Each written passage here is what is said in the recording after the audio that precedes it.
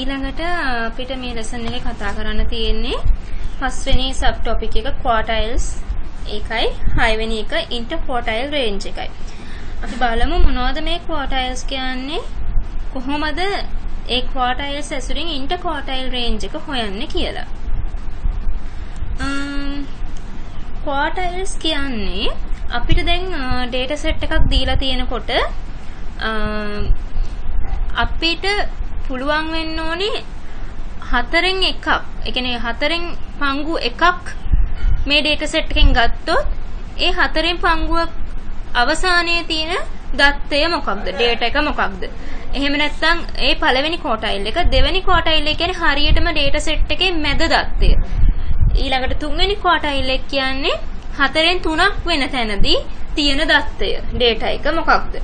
මේ මොන දේ කරන්නත් අපිට දෙන ලද data set එක අපි ascending order එකට ලියාගෙන ඉන්න ඕනේ. කියන්නේ වැඩි වෙන පිළිවෙලට අපි මුලින්ම data ටික පිළිවෙලට ලියාගෙන ඉන්න ඕනේ. ඊට පස්සේ තමයි පළවෙනි quartile එක, දෙවෙනි quartile එක, තුන්වෙනි quartile එක, ඒතර quartiles තුනයි අපිට තියෙන්නේ. quartile එක කියන්නේ හරියටම data set එක කොටස් හතරකට බෙදුවොත් පළවෙනි කොටස අවසානයේ තියෙන දත්තය, දෙවෙනි කොටස අවසානයේ තියෙන දත්තය, තුන්වෙනි කොටස අවසානයේ තියෙන දත්තය. එතකොට ඒ quartiles තුන හොයන්න කලින් අපිට වැදගත්ම දේ තමයි data ටික ascending order එකට ලියා ගන්න එක. එතකොට ඔයගලන්ට quartiles හොයන ක්‍රම දෙකක් තියෙනවා. පළවෙනි ක්‍රමය තමයි මම මුලින්ම කියලා දෙන්නේ. ඊළඟට formulas තුනක් තියෙනවා. quartile 1, Q1, Q2, Q3 හොයන විදිහ. අපි මුලින්ම බලමු ෆෝමියුලා එක නැතුව මැනුවලි කොහොමද හොයන්නේ කියලා. quartiles ස්ටෙප්ස් තුනක් තියෙනවා. මේ ස්ටෙප්ස් තුන කරන්න කලින් මතක් කරලා අනිවාර්යයෙන්ම ඔයගොල්ලෝ data ටික ascending order එකට ලියාගෙන ඉන්න. ඊට පස්සේ තමයි මේ ටික කරන්න ඕනේ. පළවෙනි ස්ටෙප් එක තමයි first find the median of the data. This is the second quartile. ඔයගොල්ලෝ දන්නවා median එක කොහොමද data වල හොයන්නේ කියලා. අපි මේ example එකත් එක්ක මේ steps ටික කතා කරමු. ඔන්න ඔයගලන්ට data set එකක් දීලා තියෙනවා. මුලින්ම check කරන්න මේක දීලා තියෙන එක ascending order එකටද ඉන්නේ. එහෙම නැත්නම් ඔයගොල්ලෝ ascending order එකට ලියා ගන්න. මේක නම් අපිට පේන විදිහට ascending order එකට තියෙනවා. ඔයගොල්ලෝ දන්නවා median එක හොයන්නේ n+1 divided by 2. මොකද්ද මෙතන n කියන්නේ? number of data. මෙතන තියෙන data ගණන තමයි n වෙනුවට දාන්නේ. හැබැයි මෙතන දෙන්නේ median එක නෙමෙයි. n+1 divided by 2 වලින් දෙන්නේ median එක නෙමෙයි. මෙන්න මේ position එකේ තියෙන data එක තමයි median එක වෙන්නේ. ඒ කියන්නේ දැන් අපි දන්නවා මෙතන දත්ත ඔක්කොම 19ක් තියෙනවා. data 19ක් තියෙනවා. n සමානයි 19. ඒතර 19 මෙතනට replace කරාම 19 ධන 1 බෙදීම 2. ඒ කියන්නේ 20 බෙදීම 2. 10th position එකේ තියෙන data එක තමයි median එක බවට පත් වෙන්නේ. ඒතකොට මේ මෙන්න මේ equation එකෙන් දෙන්නේ, මේ fraction එකෙන් දෙන්නේ අපිට position එක. හොඳට මතක තියාගන්න median එක නෙමෙයි position එක. median එක තියෙන position එක දෙන්නේ. එතකොට 10th data එක තමයි median එක වෙන්නේ. 10th data එක ඔයගොල්ලෝ count කරන් ගියොත් 1 2 3 4 5 6 7 8 9 10 14 තමයි median එක විදියට ඉන්නේ මෙතන. හරි. First find the median of the data. median එක තමයි second quartile එක වෙන්නේ. කියන්නේ මේ data set එකේ හරි මැද නේ median එක තියෙන්නේ. median එක වෙන්නේ Q2 second quartile එක. Q1 එක එහෙනම් ඉන්නේ second quartile එකට කලින්.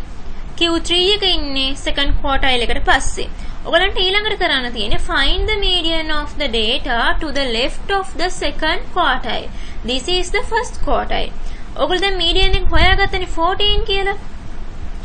14 වලට වම් අත පැත්තේ තියෙන මෙන්න මේ data set එකේ ආයිමත් median එක හෙව්වොත් එයා තමයි first quartile එක. ඒ කියන්නේ 14ට වම් පසින් තියෙන data set එකේ මැදාගය මෙන්න මේ සම්පූර්ණ data set එක අපි කොටස් 4කට බෙදුවම පළවෙනි කොටසේ අවසාන අගය වෙනවා. ඒ කියන්නේ දැන් අපිට හොයාගත්තනේ median එක 14 කියලා. එතකොට 14 තමයි මේ තියෙන්නේ. 14 වලට වම් අත පැත්තේ තියෙන මෙන්න මේ data set එක දැන් එයා ඒ set එක වෙනමම ගන්න. ඒ set එකෙන් ආයිමත් median එක හොයන්න. එතකොට මෙන්න මේ set එකට අපි එතකොට 14 අයිති වෙන්නේ නැහැ. 14 හැර left hand side එකේ තියෙන data set එක මේ set එකේ median එක හොයන්න ඔයගලන්ට පුළුවන් අර විදිහටම n+1 divided by 2 position එකේ තියෙන data එක තමයි median එක කියලා ගන්න. එහෙම නැත්නම් මෙතන අපි data ටික ගණන් කරලා බැලුවොත් 1 2 3 4 5 6 7 8 9යි. 9යි කියන්නේ හරියටම පස්වෙනි යට ඉන්න එක්කෙනා තමයි මැද data එක වෙන්නේ. මොකද දෙපැත්තේ 4 4 තියෙනවා පේනවනේ. එහෙම නැත්නම් ඔයාලට මෙන්න මේකට substitute කරලා ගන්න පුළුවන්. මෙතන 9 හින්දා 9 + 1 divided by 2 9 + 1 10 10 divided by 2 කියන්නේ 5 5th position එකේ තියෙන data එක තමයි median එක වෙන්නේ. ඒතකොට මේ data එක අපිට පේනවා 5th position එකේ තියෙන්නේ 11. එහෙනම් 11 තමයි මෙන්න මේ data set එකේ මෙන්න මේ part එකේ median එක වෙන්නේ. එහෙනම් එයා තමයි first quartile එක. මේ සම්පූර්ණ data set එක බැලුවොත් ඒ සම්පූර්ණ data set එක හතරකට බෙදුවොත් හතරෙන් එකක් වන පොසිෂන් එකේ ඉන්නේ මෙන්න මේ data එක first quartile එක. එතකොට අපි first quartile එක හෙව්වා. third quartile එක හොයන්නේ Q2 second quartile එකෙන් right hand side එකේ තියෙන data set එකේ median එක හොයලා. එතකොට මෙතන අපිට පේනවා ආයිමත් data තියෙනවා 9ක්. එතකොට ඒ 9 හරිමද ඉන්න නම්බර් එක තමයි 20.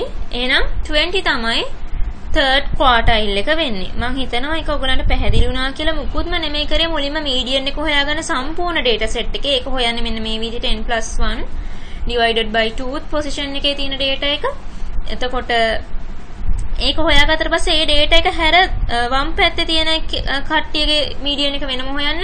මේ data එක හැර දකුණු අත පැත්තේ තියෙන data set එකේ median එක හොයන්න. එතකොට මෙයා Q1 වෙනවා, මෙයා Q2 වෙනවා, මෙයා Q3 බවට පත් වෙනවා. එතකොට ඔයගලන්ට මේ විදිහට Q1, Q2, Q3 first, second, third quartiles හොයාගන්න පුළුවන්. ලේසියෙන්ම.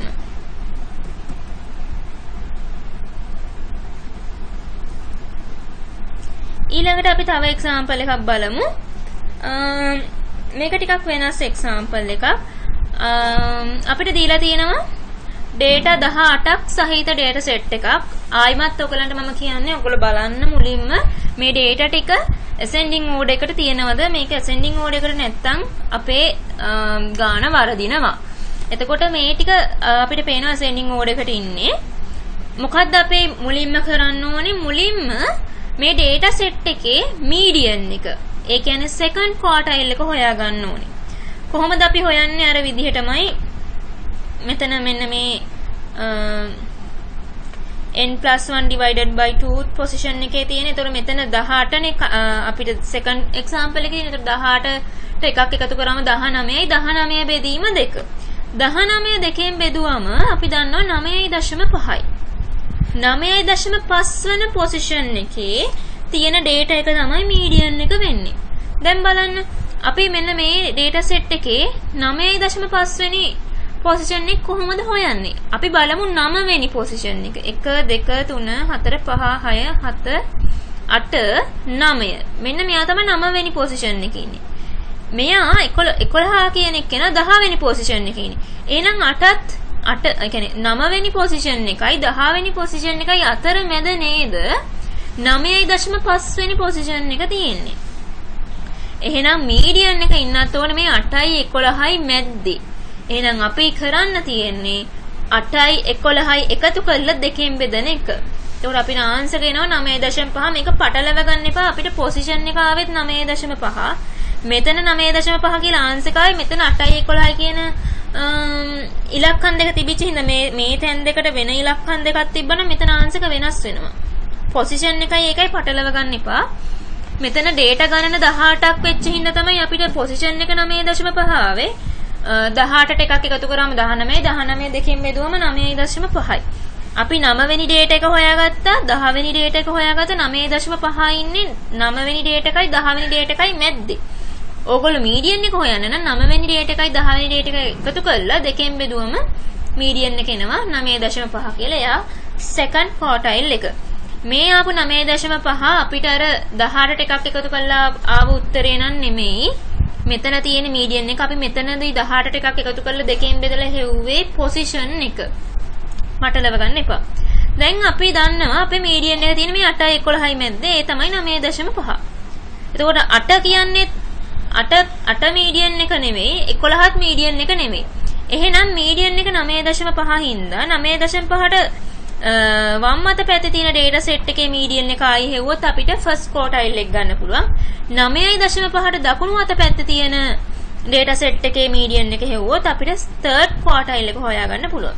දැන් අපිට කරන්න තියෙන්නේ 9.5 හැර වම් අත පැත්තේ තියෙන data ටික අරගෙන ඒකේ මීඩියන් එක හොයන එක. එතකොට මෙන්න මේ ටික තමයි මෙන්න මේ 8 ඉඳන් 2 දක්වා data ටික තමයි අපි සලකලා මීඩියන් එක ගන්න ඕනේ. දැන් අපිට එතනදිත් පේනවා දත්ත තියෙනවා 9ක්. 9 හරිමෙදාගේ 5 වෙනි එකකින්ද අපිට 5 වෙනි පොසිෂන් එකේ තියෙන වැලියු එක 6. එයාව ගන්න පුළුවන්. මේ මෙන්න මෙතන තියෙන data set එකේ මීඩියන් එක විදිහට ඒක තමයි ෆස්ට් ක්වොටයිල් එක. එහෙම නැත්නම් අපිට ආයිමත් අර n දන එක බෙදීම 2 කියන ඉක්වේෂන් එකට සබ්ස්ටිටියුට් කරලා ගන්නත් පුළුවන්. මෙතන 9 තියෙන්නේ 9ට එකක් එකතු කරාම 10යි 10 දෙකෙන් බෙදුවම 5යි. ඒ කියන්නේ 5th පොසිෂන් එකේ තියෙන එක තමයි මෙන්න මේ data set එකේ මීඩියන් එක වෙන්නේ. එතකොට 6 කියනවා අපිට ෆස්ට් ක්වොටයිල් එක. ඒ විදිහටම අපිට මෙන්න මේ පැත්තේ data ටික මේ පැත්තේ data එක කියන්නේ මෙන්න මෙතන 11ක් අයිති වෙනවා. මොකද 9.5 මීඩියන් එක හැර ඉතුරු ටික. එතකොට මෙන්න මෙතන ඉඳන් මේ 11 ඉඳන් 20 දක්වා තියෙන data ටිකේ මීඩියන් එක හොයලා අපිට තර්ඩ් ක්වොටයිල් එක ගන්න පුළුවන්. මෙන්න මේ ටික. එතකොට අපිට මෙතනදිත් පේන ඔක්කොම data 9ක් තියෙනවා. 9 හරිමැද පොසිෂන් එක 5 වෙනි පොසිෂන් එක. එහෙනම් 15 තමයි 5 වෙනි පොසිෂන් එකේ ඉන්නේ. එහෙනම් 15 තමයි මෙතන තර්ඩ් ක්වොටයිල් එක වෙන්නේ. ඒ විදිහට අපිට හොයාගන්න පුළුවන් ෆස්ට් ක්වොටයිල් එක, සෙකන්ඩ් එක, තර්ඩ් එක. මුලින්ම අපිට ලැබෙන්නේ සෙකන්ඩ් ක්වොටයිල් එක. ඊළඟට අපිට ෆස්ට් ක්වොටයිල් එක හොයන්න පුළුවන්. ඊළඟට තර්ඩ් එක හොයාගන්න පුළුවන්. ඒ විදිහට ඔයගලන්ට ක්වොටයිල්ස් හොයන්න පුළුවන් ලේසියෙන්. අපි ඊළඟට බලමු කොහොමද ෆෝමියුලා එක පාවිච්චි කරන්න කියලා. ඔයගලන්ට ලේසියෙන්ම ගන්න පුළුවන් ක්වොටයිල්ස් 3. ෆස්ට් ක්වොටයිල් එක, සෙකන්ඩ් ක්වොටයිල් එක, තර්ඩ් ක්වොටයිල් එක හොයන ඉක්වේෂන්ස් 3ක් තියෙනවා. ඒ 3 තමයි මේ. එතකොට ෆස්ට් ක්වොටයිල් එක හොයන්නේ n ධන 1 කියන මෙන්න n ට එකක් එකතු කරාම එන ආන්සර් එකෙන් 4න් එකක පංගුවක් ගන්න ඕනේ. එන්නේ මේ පොසිෂන් එකේ තියෙන data එක තමයි ෆස්ට් ක්වොටයිල් එක වෙන්නේ. සෙකන්ඩ් ක්වොටයිල් එක වෙන්නේ මේ මම ඔයගොල්ලන්ට කලින් දුන්න මීඩියන් එක හොයන එක n+1 divided by 2 කියන එක. n කියන්නේ හැමතිස්සෙම මෙතනදී number of data. ඔයගලන්ගේ data set එකේ තියෙන data ගණන තමයි n කියන්නේ.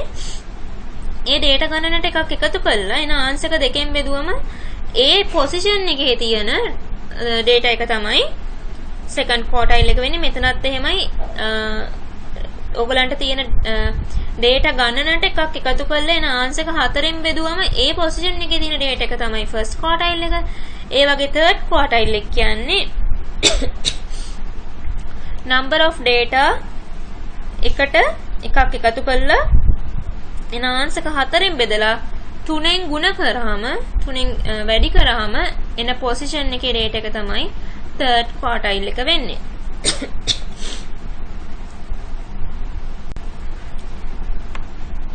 ඒ විදිහට මෙන්න මේ ඉක්වේෂන්ස් නැත්නම් ෆෝමියුලාස් 3 පාවිච්චි කරලා ඔයගලන්ට ලේසියෙන්ම ක්වොටයිල්ස් ටික හොයාගන්න පුළුවන්. අපි එක්සැම්පල් එකක් බලමු.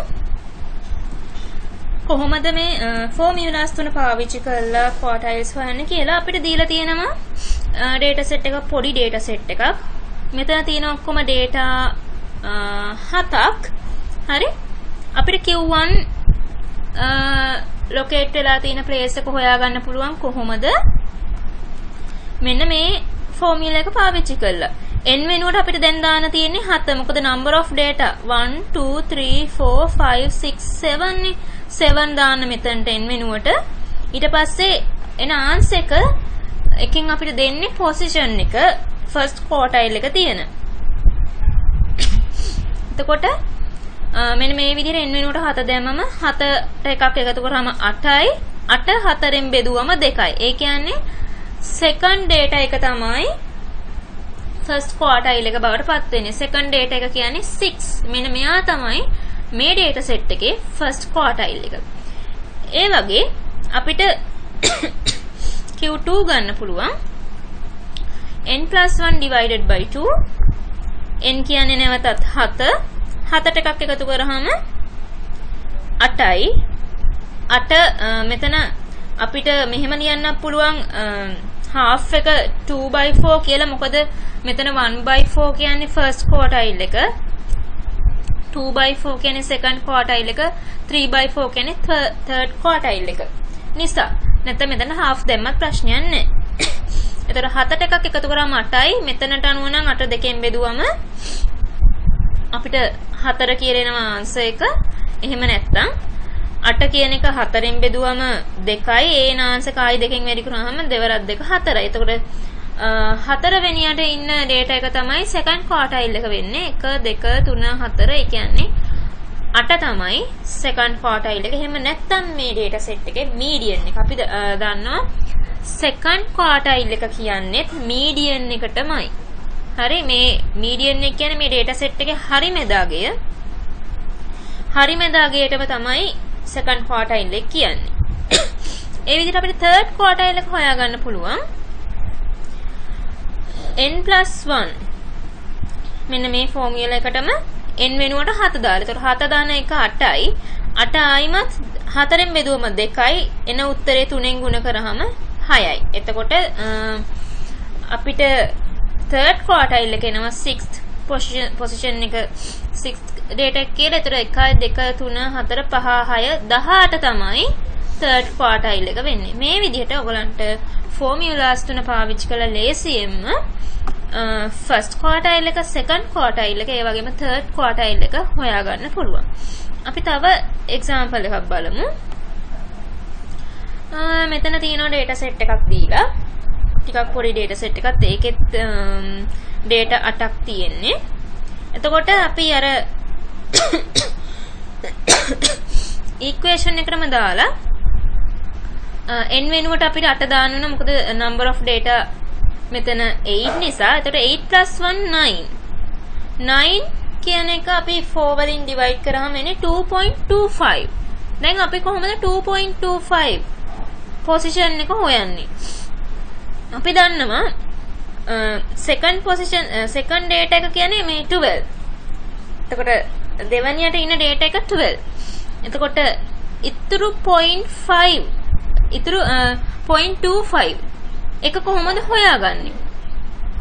ඒක හොයන්නේ ඔයගොල්ලෝ මෙන්න මෙහෙමයි. ඔයගොල්ලෝ මුලින්ම 2.25 නේ. 2 කියන්නේ එතකොට මෙතන decimal numbers ටික අමතක කරන්නකො පොඩ්ඩකට. එතකොට 2 කියන්නේ මෙතන second data එක. මෙතන second data එක 12. 12 ලියන්න. ඒකට add කරන්න 0.25 කියන්නේ අපි දන්නවා 1/4. ඔයගොල්ලෝ දන්නවා 0.25 කියන්නේ 1/4 fractions විදිහට දැක්කොත්. එතකොට අපි second data එක ගත්තා 12. එතකොට 2.25 position එක කියන්නේ 2 second data එකට චුට්ටක් එහා ගිහිලා එහා තමයි first quartile එක ඉන්නේ. ඒ කියන්නේ second data එකත් නෙමෙයි third data එකත් නෙමෙයි ඉන්නේ. ඒක අතරමැදි අගයක් තමයි first quartile එක. ඒතර ඔයගොල්ලෝ මුලින්ම කරන්න ඕනේ 12 ලියන්න. මෙතන 2 හින්දා second position එකකින් 12 ලියන්න. ඒකට add කරන්න third data එකෙන් second data එක අඩු කරලා එන answer එකෙන් ඔයගොල්ලෝ ගන්න 1/4. හරි. එතකොට ඔයගොල්ලෝ 18 තමයි third එක, 12 තමයි second එක. 18න් 12ක් අඩු කරාම එන answer එක 4ෙන් ඒකෙන් 4ෙන් එකක් ගත්තම ඔයගලන්ට එනවා 0.25 කියන position එකේ තියෙන වැලියු එක. එතකොට ඒක 12 වලට එකතු කරාම අපිට එනවා 13.5. එහෙනම් ෆස්ට් ක්වාටයිල් එක මෙන්න මේ අතරමැද අගයක් 13.5. ඒක තමයි ආන්සර් එක. ඒ විදිහට ඔයගලන්ට පුළුවන් සෙකන්ඩ් ක්වාටයිල් එකත් හොයන්න. 8 + 1 9. 9 අපි දෙකෙන් බෙදලා ගන්න පුළුවන්. නැත්නම් හතරෙන් බෙදලා එන ආන්සර් එක දෙකෙන් ගුණ කරලා ගන්න පුළුවන්. ඒතර 4.5. මෙන්න මේ පොසිෂන් එකේ තියෙන data එක තමයි සෙකන්ඩ් ක්වාටයිල් එක වෙන්නේ. එතකොට 1 2 3 4 4 තියෙන්නේ මෙතන. 4.5 කියන්නේ හරියටම fourth data එකයි fifth data එකයි අතරමැද තමයි 4.5 කියන පොසිෂන් එක තියෙන්නේ. එහෙනම් 20ත් 21ත් හරියටම අතරමැද.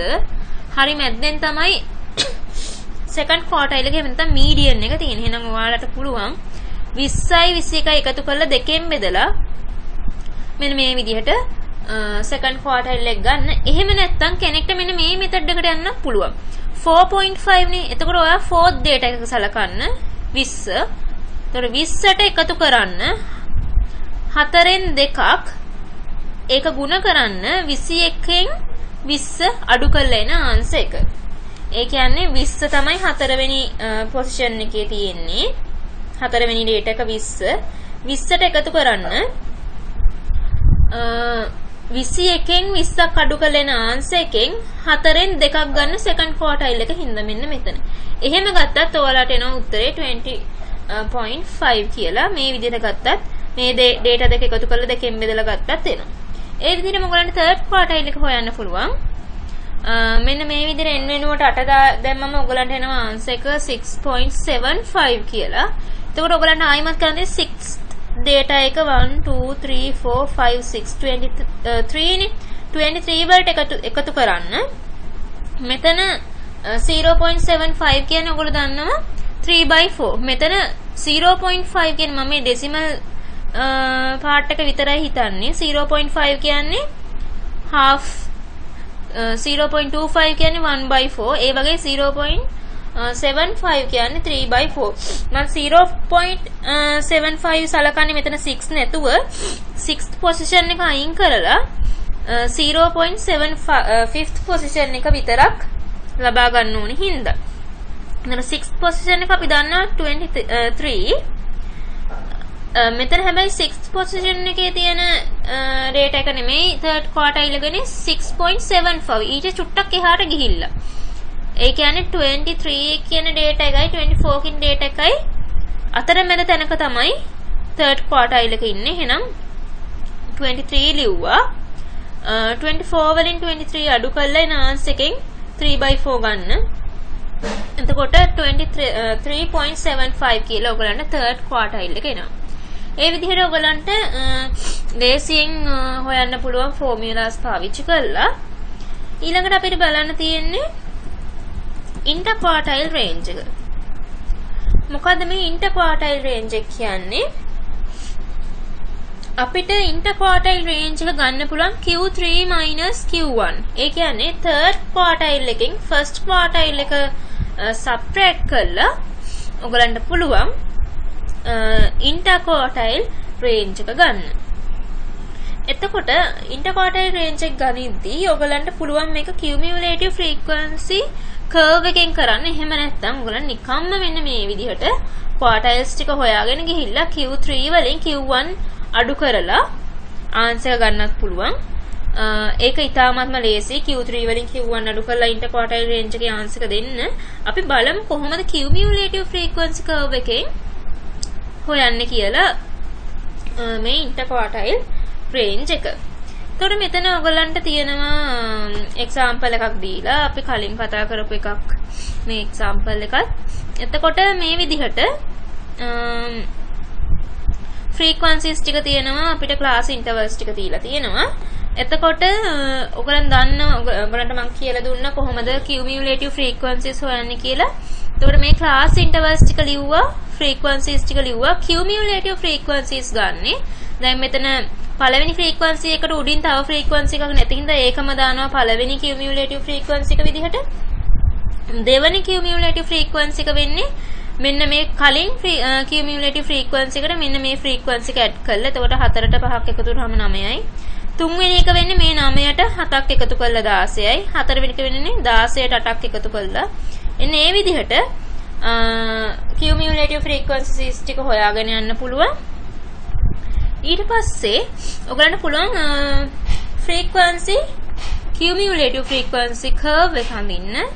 කොහොමද අපි යන්නේ මතක් කරගත්තොත් මුලින්ම 0 point එක මාක් කරගන්න.